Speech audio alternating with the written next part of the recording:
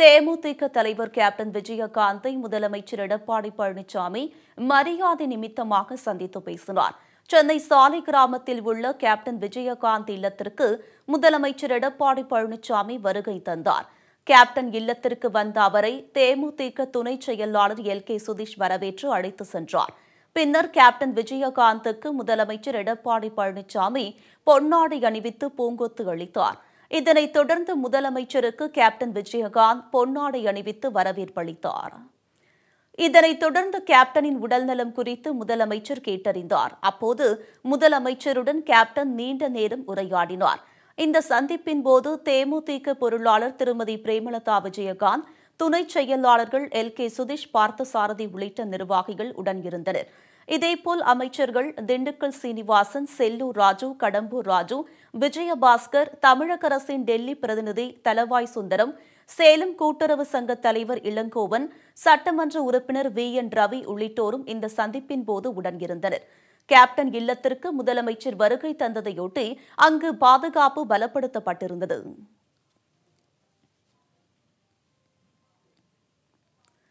மசூத் அசாரை சர்வதேச குற்றவாளியாக அறிவிப்பதில் இந்தியாவுக்கு உலகளவில் ஆதரவு உள்ளது என ராகுலுக்கு சுஷ்மா சுவராஜ் பதிலளித்துள்ளார்.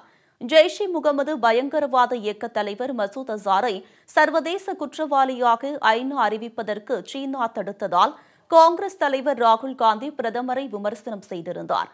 இதற்கு வெளியுறவு மந்திரி சுஷ்மா சுவராஜ் சமூக வலைதளத்தில் பதிலளித்திருந்தார். அதில் மசூத் அசார் பற்றிய பரிந்துரை 4 முறை நடைபெற்றுள்ளதாக தெரிவித்துள்ளார்.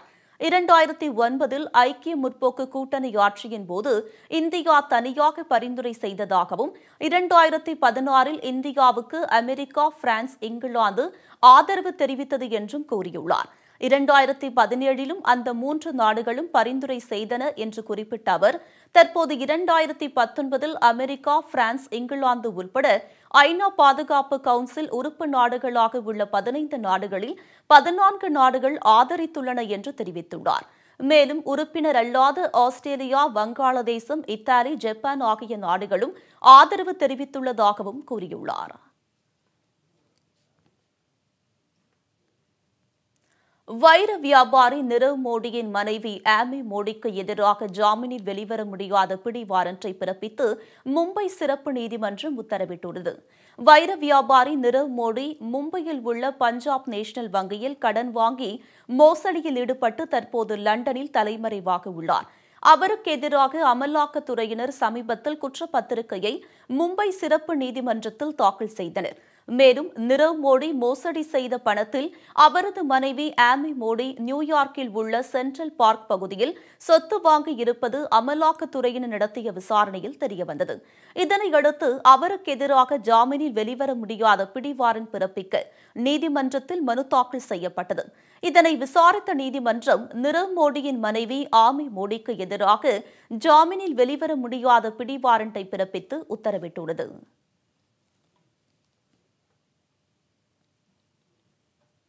இறக்குமதி வரியை குறைப்பது குறித்து இந்தியா உறுதியான முடிவெடுத்தால் ஜிஎஸ்பி அந்தஸ்தை திரும்பப் பெறும் முடிவை மறுபரிசீலனை செய்வோம் என்று அமெரிக்கா தெரிவித்துள்ளது. அமெரிக்காவில் இருந்து இறக்குமதி செய்யப்படும் ஹார்லி டேவிட்சன் மோட்டார் சைக்கிள், மருத்துவ உபகரணங்கள், பால் பொருட்கள் உள்ளிட்டவற்றின் இறக்குமதிக்கு வரிகளை குறைக்கப்பட வேண்டும் என அதிபர் டிரம்ப் கோரி வந்தார். அதை மத்திய அரசு கண்டுகொள்ளாததால் இந்தியாவில் இருந்து இறக்குமதியாகும் வேளாண், கைத்தறி உள்ளிட்ட துறைகளைச் சேர்ந்த 50 பொருட்களுக்கு அளித்து வந்த வரி விலக்கு சலுகையை அமெரிக்கா 2018 நவம்பரில் ரத்து செய்தது. அத்துடன் இந்தியாவுக்கு மேலும் நெருக்கடி கொடுக்கும் வகையில் ஜிஎஸ்பி அந்தஸ்தை திரும்பப் பெற முடிவு செய்துள்ளதாக அமெரிக்க நாடாளுமன்றத்திற்கு டிரம்ப் சமீபத்தில் கடிதம் அனுப்பினார். இந்தியா அமெரிக்காவுக்கு ஓராண்டில் ஏற்றுமதி செய்யும் $560 கோடி மதிப்பிலான பொருட்களில் ஜிஎஸ்பி மூலம் $19 லட்சம் தான் வரிச் சலுகையாக கிடைக்கிறது. ஆனால் இந்த அந்தஸ்தை அமெரிக்கா ரத்து செய்தாலும் பெரிய பாதிப்பு இல்லை என்பதால் இந்தியா இதற்கு செவிசாய்க்கவில்லை. இந்நிலையில் இந்தியா வந்து அமெரிக்க வெளியுறவு அமைச்சர் மைக் பாம்பியோ மத்திய வெளியுறவுத்துறை செயலாளர் விஜய் கோகலை சந்தித்து பேசினார்.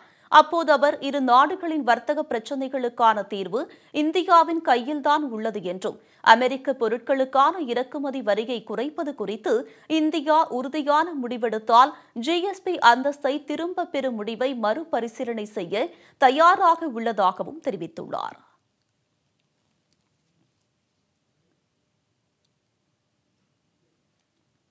அமைச்சர்கள் அரசு பணிகளையும் தேர்தல் பணிகளையும் ஒருங்கிணைத்து செய்யக்கூடாது என்பது உள்ளிட்ட பல்வேறு கட்டுப்பாடுகளை தேர்தல் ஆணையம் விதித்துள்ளது. இந்திய தேர்தல் ஆணையம் தேர்தல் நடத்தை விதிமுறைகள் குறித்து பல்வேறு புதிய உத்தரவுகளை பிறப்பித்துள்ளது. இதன்படி மத்தியிலும் மாநிலத்திலும் ஆட்சியில் உள்ள கட்சியினர் தங்கள் அலுவலக அதிகாரத்தை தேர்தல் பணிகளுக்காக பயன்படுத்துவது தொடர்பான குற்றச்சாட்டுகளுக்கு எந்த வகையிலும் இடமளிக்கக்கூடாது என்று கூறப்பட்டுள்ளது. அமைச்சர்கள் தங்கள் அலுவலக ரீதியிலான பார்வையிடலையும் தேர்தல் பணிகளையும் இணைத்து ஒரே நேரத்தில் மேற்கொள்ளக்கூடாது. அரசு இயந்திரத்தையும் ஊழியர்களையும் தங்களது தேர்தல் பணிக்காக பயன்படுத்தக்கூடாது என்று கட்டுப்பாடு விதிக்கப்பட்டுள்ளது. தேர்தல் பொதுக்கூட்டங்களை நடத்தும் திடல்கள் போன்ற பொது இடங்கள், ஹெலிபேட் தளம் போன்றவைகளை ஆளும் கட்சியினர் மட்டும் பயன்படுத்தக்கூடாது. மற்ற கட்சியினரும் வேட்பாளர்களும் கேட்கும் போதும் அவர்களுக்கும் வசதிகள் வழங்கப்பட வேண்டும் என்று கேட்டுக் கொள்ளப்பட்டுள்ளது. மேலும் தேர்தல் தேதி அறிவிக்கப்பட்டுள்ளதால் அமைச்சர்களும் அதிகாரிகளும் எந்த வடிவத்திலும் நிதியோ வாக்குறுதிகளையோ வழங்கக்கூடாது என்றும் எந்தவொரு திட்டப் பணிகளுக்கும் அடிக்கல் நாட்டக்கூடாது என்றும் தேர்தல் ஆணையம் திட்டவட்டமாக தெரிவித்துள்ளது.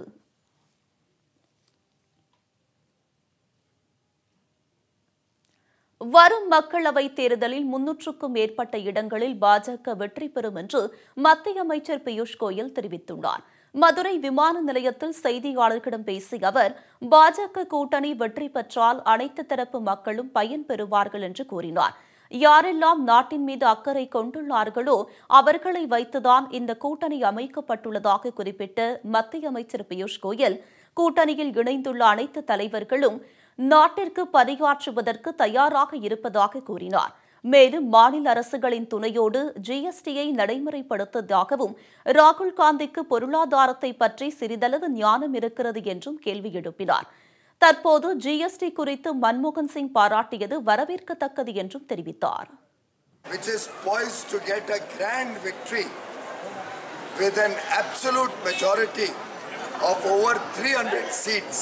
In the coming elections, the Grand Alliance is a very strong alliance of parties, of leaders who are committed to a strong and stable India, who are committed for development of India, the people of India, development of Tamil Nadu, the people of Tamil Nadu. Pollachi பாலியல் வன்கொடுமை விவகாரத்தில் முக்கிய குற்றவாளியாக கருதப்படும் திருநாவுக்கரசுவை ரகசிய இடத்தில் வைத்து CBCID போலீசார் தீவிர விசாரணை மேற்கொண்டு வருகின்றனர். இளம் பெண்களை ஆபாச படமெடுத்து பாலியல் வன்கொடுமை செய்ததாக திருநாவுக்கரசு, சபரிராஜன், சதீஷ், வசந்தகுமார் ஆகிய 4 பேர் குண்டர் சட்டத்தின் கீழ் கைது செய்யப்பட்டனர். இளம்பெண் ஒருவர் கொடூரமாக சித்திரவதை செய்யப்படும் வீடியோ ஒன்று வெளியானதை அடுத்து இந்த பிரச்சினை பூதாகரமாக வெடித்துள்ளது. குற்றவாளிகளுக்கு அதிகபட்ச தண்டனை வழங்க கோரி தமிழகம் முழுவதும் மாணவர்கள் போராட்டத்தில் ஈடுபட்டு வருகின்றனர். இதனிடையே வழக்கை விசாரித்து வரும் சிபிசிஐடி போலீசார் முக்கிய குற்றவாளியாக கருதப்படும் திருநாவுக்கரசுவின் வீட்டில் விசாரணை மேற்கொண்டனர். இதேபோல் சபரிராஜன் வீட்டிலும் நேற்று பல மணி நேரம் சோதனை நடத்தப்பட்டது. மேலும் திருநாவுக்கரசை 10 நாட்கள் காவலில் எடுத்து விசாரிக்க சிபிசிஐடி தரப்பில் நீதிமன்றத்தில் கோரிக்கை வைக்கப்பட்டது. அதனை ஏற்க மறுத்த நீதிமன்றம் அவரை 4 நாட்கள் காவலில் எடுத்து விசாரிக்க சிபிசிஐடிக்கு அனுமதி வழங்கியது. இதனையடுத்து திருநாவுக்கரசுவை ரகசிய இடத்தில் வைத்து சிபிசிஐடி போலீசார் 2வது நாளாக இன்று விசாரணை மேற்கொண்டு வருகின்றனர். இந்த வழக்கு தொடர்பான பல்வேறு முக்கிய தகவல்களை அவர் போலீசாரிடம் கூறியுள்ளதாக தகவல்கள் தெரிவிக்கின்றன. பொள்ளாச்சி பாலியல் வழக்கு தொடர்பாக ஒரே நாளில் 100க்கும் மேற்பட்டோரிடமிருந்து புகார்கள் பெறப்பட்டுள்ளதாக சிபிசிஐடி அதிகாரிகள் தெரிவித்துள்ளது குறிப்பிடத்தக்கது.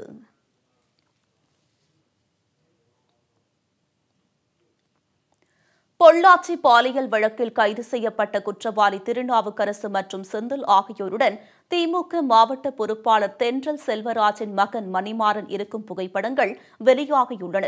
கோவையைச் சேர்ந்த வழக்கறிஞர் மாதவன் என்பவர் இந்த புகைப்படங்களை வெளியிட்டுள்ளார். அந்த புகைப்படத்தில் திருநாவுக்கரசு பிறந்த நாளன்று முகநூல் மூலம் மணிமாறன் பிறந்த நாள் வாழ்த்து தெரிவித்துள்ளார். மேலும் வாழ்த்து செய்திக்கு திருநாவுக்கரசு நன்றி கூறியதும் உள்ளது. அதேபோல் மணிமாறனின் திருமணத்தன்று மற்றொரு குற்றவாளியான செந்தில் அவருடன் சேர்ந்து எடுத்துக்கொண்ட புகைப்படத்தையும் வெளியிட்டுள்ளார். எனவே திமுக மாவட்ட பொறுப்பாளர் மகன் மணிமாறனை இந்த வழக்கில் உட்படுத்தி விசாரணை நடத்த வேண்டும் என்று கோரிக்கை வைத்துள்ளார். திருநாவுக்கரசு இந்த கேஸில் எல்லாருக்கும் தெரியும், A1 அவர் தான்.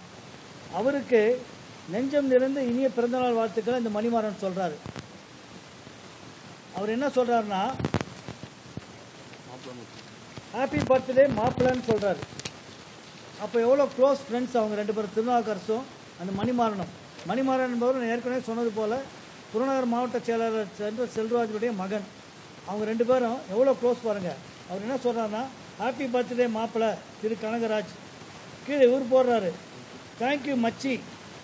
ஸோ மாப்பிள்ளை மச்சின்னு சொல்கிற அளவுக்கு அவங்க ரெண்டு பேருக்குள்ள நட்பு தொடர்பு இருந்துட்டு இருக்குது. அப்போ ஏன் அவங்களுக்குள்ள வேறு மாதிரி தொடர்பு இருக்கக்கூடாது என்பது சந்தேகம் எனக்கு இயற்கையான ஒரு சாதாரண மனிதன் என்ற முறையில் எனக்கு வருது. இந்த சந்தேகங்கள் இதெல்லாம் மீடியாவில் வரதே இல்லை. மீடியாவில் இந்த மாதிரி செய்திகள் போட்டோன்னா ஆதாரத்தோடு நான் கொடுக்குறேன். ஆதாரம் இல்லாமல் எதுவுமே சொல்ல. இவங்க கூட நிற்கிற ஃபோட்டோ, வெறும் ஃபோட்டோ மட்டும் உங்கள்கிட்ட காட்டல. கல்யாணத்தில், அவருக்கு சொந்த கல்யாணத்தில் மாப்பிள்ளை தோழனா நிற்கிறாரு. ப்ளஸ் அவர் மார்பில் அவர் படுத்துட்டுருக்கார். செந்தில்ன்றவர் ஒரு அக்யூஸ்டு. அவங்க அது பாலியல் ஆட்பட்ட பெண்ணுடைய அண்ணனை அடித்த அக்யூஸ்டு வந்து அவர் மார்பிலே படுத்துட்டுருக்காரு. இன்னொரு கேஸ் நான் உங்கள்கிட்ட காமிச்சது இப்போ என்னென்னா, இவர் மாப்பிள்ளை மச்சான்னு சொல்லி ரெண்டு பேரும் தொடர்பில் இருக்கிறாங்க. ஃபேஸ்புக்கில் ரெண்டு பேரும் மெசேஜ் பரிமாறிக்கிறாங்க. இந்த அளவு தொடர்பு முக்கியமாக இவங்களுக்குள்ளே இருக்கும்போது இவங்களுக்குள்ள வேறு மாதிரி தொடர்பு ஏன் இருந்துடக்கூடாது என்பதை போலீஸார் தான் மேற்கொண்டு ஆராய்ச்சி பண்ணணும். விழுப்புரம் அருகே தேர்தலின் போது வாக்காளர்களுக்கு கொடுக்க கடத்தி வரப்பட்டு 6 லட்சம் ரூபாய் மதிப்பிலான எரிசாராயத்தை போலீசார் பறிமுதல் செய்தனர். விழுப்புரம் அருகே திருவாமாத்தூர் கிராமத்தில் உள்ள வாய்க்கால் அருகில் எரிசாராய கேன்கள் பதுக்கி வைக்கப்பட்டிருப்பதாக வந்த தகவலை அடுத்து அங்கு சென்ற மத்திய புலனாய்வு பிரிவு போலீசார் சோதனை மேற்கொண்டனர். அப்போது 35 லிட்டர் கொள்ளளவு கொண்ட 40 கேன்களில் 1400 லிட்டர் எரிசாராயத்தை பதுக்கி வைத்திருந்தது கண்டுபிடிக்கப்பட்டது. இதனையடுத்து அவற்றை போலீசார் பறிமுதல் செய்து விழுப்புரம் மதுவிலக்கு அமல் பிரிவு போலீசில் ஒப்படைத்தனர். மேலும் எரிசாராயத்தை பதுக்கி வைத்திருந்த திண்டிவனம் கீழ் எடையாளம் பகுதியைச் சேர்ந்த தனலட்சுமி, விழுப்புரம் பெரிய காலனி பகுதியைச் சேர்ந்த சிவவள்ளி ஆகியோர் மீது வழக்கு பதிவு செய்து விசாரணை மேற்கொண்டு வருகின்றனர். இதேபோல் காஞ்சிபுரம் மாவட்டம் மதுராந்தகம் அருகே தேர்தல் பறக்கும் படையினர் வாகன சோதனையின் போது காரில் கடத்தி வரப்பட்ட 2 லட்சம் ரூபாய் மதிப்பிலான குட்காவை பறிமுதல் செய்தனர்.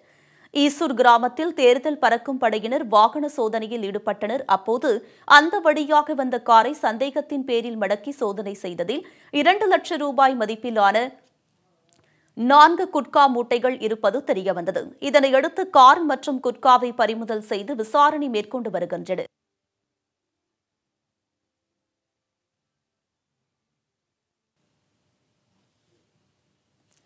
வெளி மாநிலங்களில் இருந்து பெண்களை அழைத்து வந்து ஹைடெக் முறையில் விபச்சாரத்தில் ஈடுபடுத்திய கும்பலை போலீசார் கைது செய்தனர்.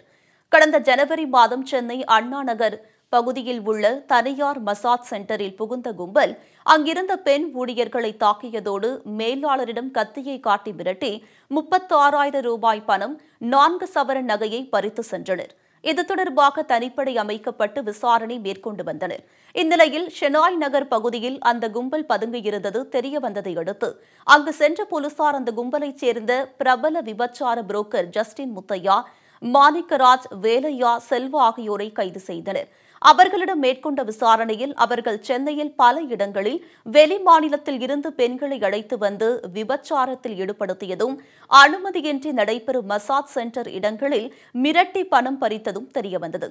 மேலும் இந்த வழக்கில் தலைமறைவாக உள்ள முக்கிய குற்றவாளியான திருநெல்வேலியைச் சேர்ந்த இன்பையா பாண்டியனை போலீசார் தீவிரமாக தேடி வருகின்றனர்.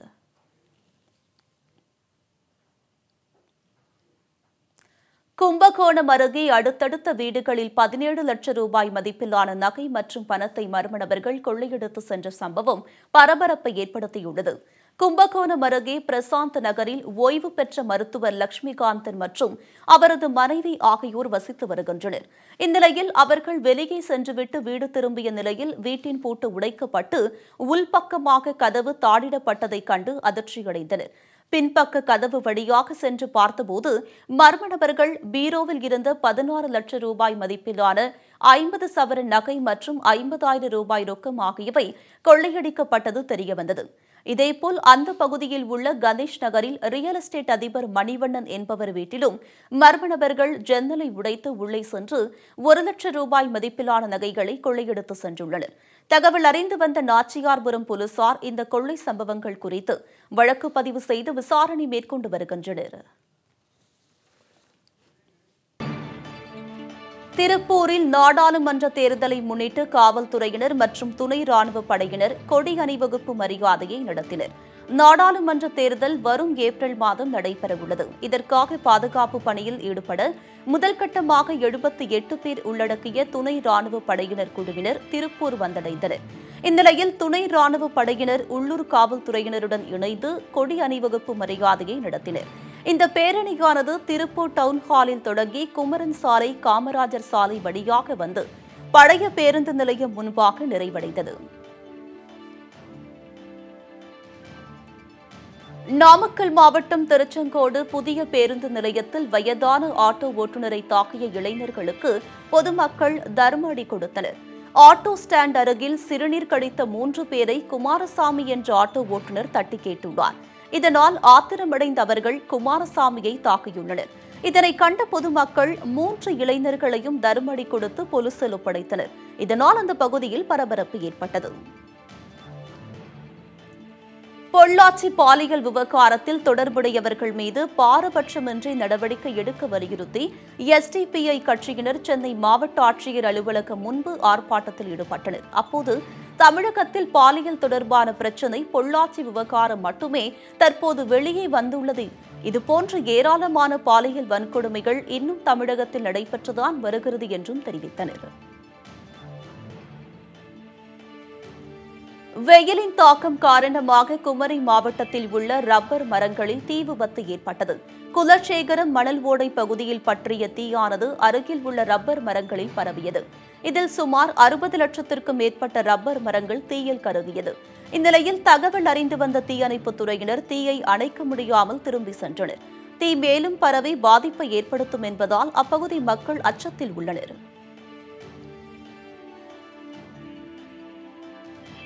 தஞ்சை மாவட்டம் கும்பகோணத்தில் தன்னார்வ தொண்டு நிறுவனங்கள், தனியார் தொழில் மற்றும் சேவை நிறுவனங்கள் சார்பில் வேலைவாய்ப்பு முகாம் நடைபெற்றது. இதில் சென்னை, ஒசூர், கன்னியாகுமரி உள்ளிட்ட பல்வேறு பகுதிகளைச் சேர்ந்த 11,852 பேர் பங்கேற்றனர். இவர்களில் 5,392 பேருக்கு பணி நியமன ஆணைகள் வழங்கப்பட்டன. திருப்பூர் மாவட்டம் பல்லடத்தில் தேர்தலில் அனைவரும் வாக்களிக்க வேண்டும் என்பதை வலியுறுத்தி கல்லூரி மாணவ மாணவிகள் பங்கேற்ற விழிப்புணர்வு பேரணி நடைபெற்றது. அரசு கலைக்கல்லூரியிலிருந்து புறப்பட்ட பேரணியை கோவை நாடாளுமன்ற தொகை உதவி தேர்தல் அதிகாரி முருகன் தொடங்கி வைத்தார். பேரணியில் வாக்களிப்பதன் அவசியம் குறித்த வாசகங்கள் அடங்கிய பதாகைகளை கையில் ஏந்தியவாறு மாணவ மாணவிகள் விழிப்புணர்வை ஏற்படுத்தினர். இதில் அரசு அதிகாரிகள், ஊழியர்கள் என்று ஏராளமானோர் கலந்து கொண்டனர்.